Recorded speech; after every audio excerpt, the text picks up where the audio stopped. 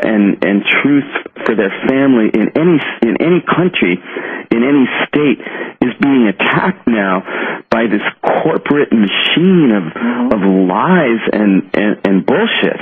Absolutely. And so I feel that those of us who lived through the 60s and were part of the movement then can take heart now that the torch is being passed now, and there's a lot of young people who are growing up in the same spirit, who don't have to work quite as hard because we started it for them, and they're picking it up now. Well, yes, and of course that that there's a lot of new kids with labels like indigos and crystals and rainbows and the rest of it. But regardless of the label, they're definitely gifted. Some of them seem to have IQs that are off the charts and are autistic or ADD, ADHD. And so I think we're just poised on the verge of this evolution, which is also a revolution. Yes.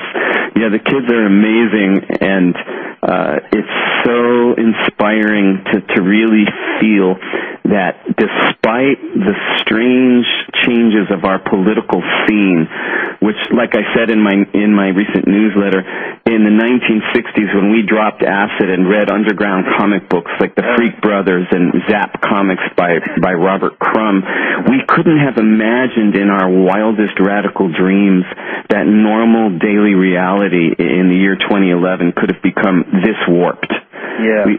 We could have never dreamed it on acid that it would have gotten this bad, and the gift of that is just feeling that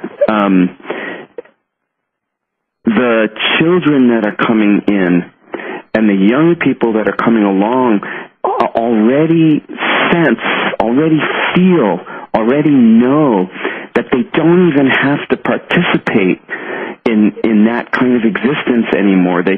It's not like The Graduate with Dustin Hoffman where you have to break away from the establishment and become a bohemian in order to say something. It's that the whole world now has become so bizarre that in contrast, simple human truths are beginning to shine and shine. Yes. Well, people are trying to figure out ways to change the system, but as we know, there is no such thing as an out there. And Cliff High brought up an interesting idea that we can do, which is a very simple way to change the system, and he calls it shunning. And simply literally turn your backs on presidents and gatherings and the rest of military elite and wars. Simply turn your back and just shun. Pull your money out of the banks that are literally robbing us and putting us in the grave. So there's a lot that we can do, and I think that it just requires a little imagination and some courage to stand up and do what we feel is right from within. Yes, and it really begins with talking the truth of your heart.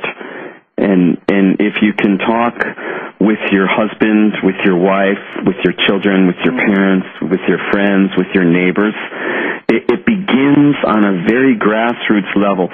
That has a political force to it that is the kind of a force that overthrows oppression. This is why one of the first things that Mussolini did when he came to power in Italy was he closed the cafes.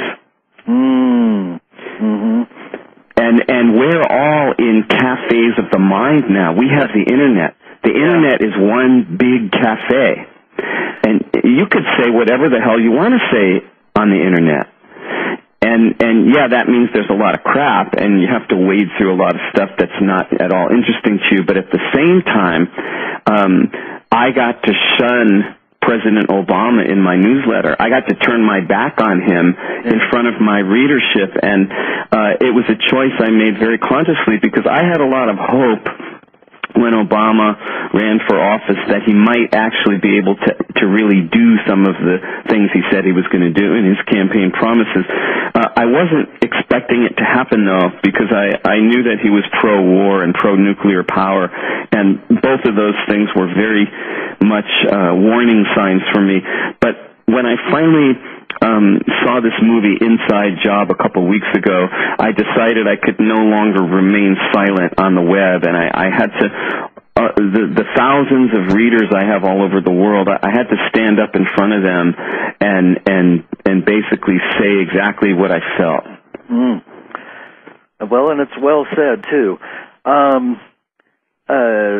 Now, what about Gaia Sophia, the planet Earth? I mean, everything's being exterminated, starting with the human being, not the human spirit, but the human soul. The human body is being exterminated, and the planet's being ravaged. We can see that everywhere. Depleted uranium is being used in these various confrontations, which are designed to enrich the companies that manufacture the weapons. They're sold to both sides. So, how is the planet, the soul of the planet, is she emerging? Are we going through a death and a rebirth? Yeah, that's where I feel there's an important lesson to be learned, and the lesson is that the deep ecology thinking of the radical ecologists has to be combined with the heart and the inspiration of the poet and the visionary. Mm-hmm. And they have to come together now in the human being, because it's true that we're horribly ravaging the earth and spewing toxins into our world, into the waters, into the land, into the air. And yet at the same time that that's true, it's also true that there's a deep regenerative capacity in the organic soul of this being that we call Earth, that we call Gaia. And the regeneration of our planet will not come from strict, rigid political acts designed to create further separation and madness. It has to happen from the reawakening of an ecstatic force, a force of joy, a force of regeneration, a force of resurrection. And I believe that our planet is far more capable of regenerating herself than the purely scientific models know about, because they fail to take into consideration that an organic life form is capable of regeneration, is capable of miracles, just like human beings who have cured themselves of cancer and other diseases. Oh, yeah. Do you think it's possible that the Earth could have her own Kundalini experience, which would definitely blow us all out of the waters with bliss? Well, yeah, I feel that that's part of what the tsunamis and the earthquakes are. It's Earth orgasms, and then the deep shaking of the tectonic plates, the deep movement down inside the belly of the mother. In earlier ages, when people lived in teepees or huts or yurts, who would care about earthquakes? So what? So there's an earthquake. Right. If you're going to cram millions of people into a place like New York or Tokyo or Los Angeles and build all these structures of steel and concrete that go way, way, way up high, yeah, earthquakes become incredibly scary things, and tsunamis are always scary, even when there wasn't any civilization or buildings. But you can't say that the problem with our world is the tsunamis and the earthquakes. That's a part of the movement. That's the part of the organic dance of the world. Mm-hmm. Well, of course, there are many who say that a lot of the weather changes are occurring due to military applications such as HAARP and weather control. and there's a great deal of evidence to that backs that up. That you know, a lot of the things that we see that seem organic, and I'm not trying to contradict you, but it is possible that the military is causing some things on our planet that are earth-shaking. Yes, there's a lot of there's a lot of need right now for people to look more deeply into what's going on in the world, and at the same time that I support people in looking into things, I also caution people to stay clear-headed and sober. The problem that I have with most conspiracy theories, and I've read for many decades, I've read quite a few conspiracy theories books and magazine articles and things like that. The main problem that I have with that way of thinking is that there tends to be an incredible distortion that goes along with those things, and it's very hard for somebody to start looking into those things and reading those things without getting a sort of a toxic overlay. Yes. And it tends to radically unground people and spin them into a paranoid state.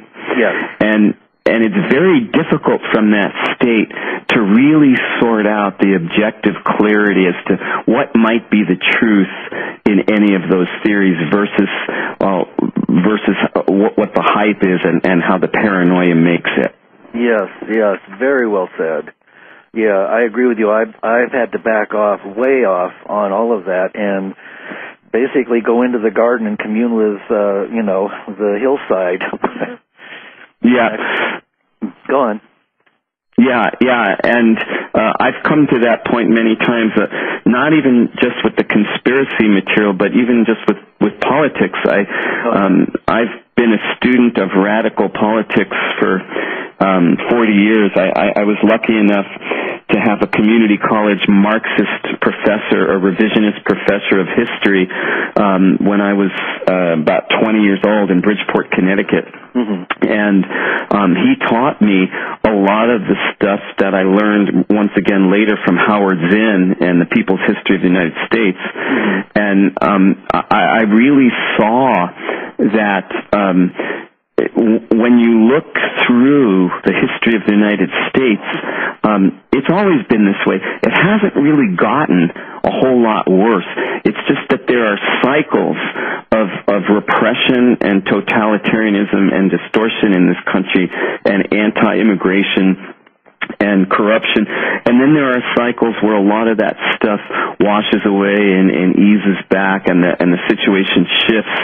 And I take heart from that because I myself feel that I need to cultivate a full-bodied response to the world's darkness and problems. I can't just stay with the political side, because after a few years of gathering more political awareness, I get saturated and not paranoid as I do when I go into the conspiracy stuff, but I just get so saturated. And then I come back to the magical side and I read Ram Dass, A Miracle of Love, about his guru, Neem Karoli Baba, or the autobiography of a yogi I reread by Yogananda, and I bolster my spirit with Hermann Hesse and Isaac Singer and those champions of the soul who lived through their own dark times of Nazism and somehow didn't turn dark from it, but actually became much more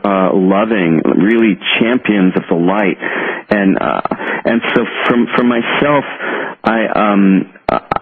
over the decades, I'll go into a certain area and kind of mine a little bit more truth and information, and then I'll come back to my music, writing my songs, singing, playing with my children now. I have 2 young boys, and making love with my wife and jamming music with my friends, and just wonderful. For me, I have to just kind of take it all in, process it, and then put it back out again in a creative expression of some kind.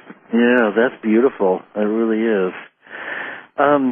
What are the current alignments with the